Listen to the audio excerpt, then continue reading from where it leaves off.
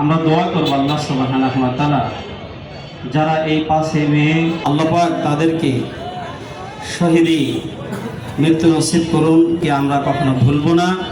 আল্লাহ পাক রব্বুল ইজ্জত এটি একটি ইসলামের প্রকার যেন কোনো হামলা করতে না পারে, আমাদের সকলে সোচ্চার হতে হবে, বলেন ঠিক কিনা।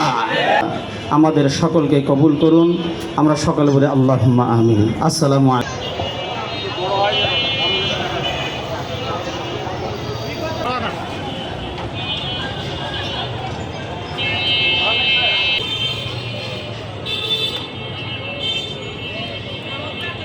উপস্থিতি আমরা এ পর্যায়ে দেখব যে শাপলা এটা কেন। দোয়া করে আমাদের প্রোগ্রাম শেষ হবে ইনশাআল্লাহ।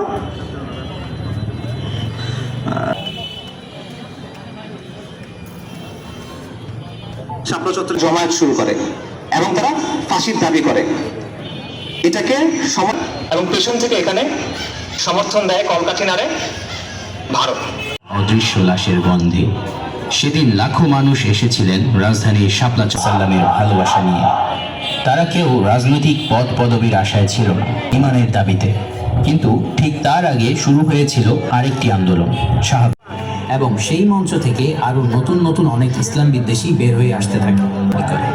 হাইকোর্ট থেকে সরকারকে এই ধরনের ব্লক এবং মানহানিকর মন্তব্য প্রথম তাকে উস্কে দেয় না, বরং জনশৃঙ্খলা বিঘ্নিত করে। এটি সংবিধানের রয়েছে মাবুদ। আমরা এই সরকারের কাছে দাবি জানাবো যে আলেম ওলামাদের দান করুক, আমাদের আত্মীয় স্বজন সবাইকে মাফ করুক। আমরা যারা এটা দেখলাম এবং পরিশেষে আমাদের শহীদ ভাইদের জন্য আমরা দোয়া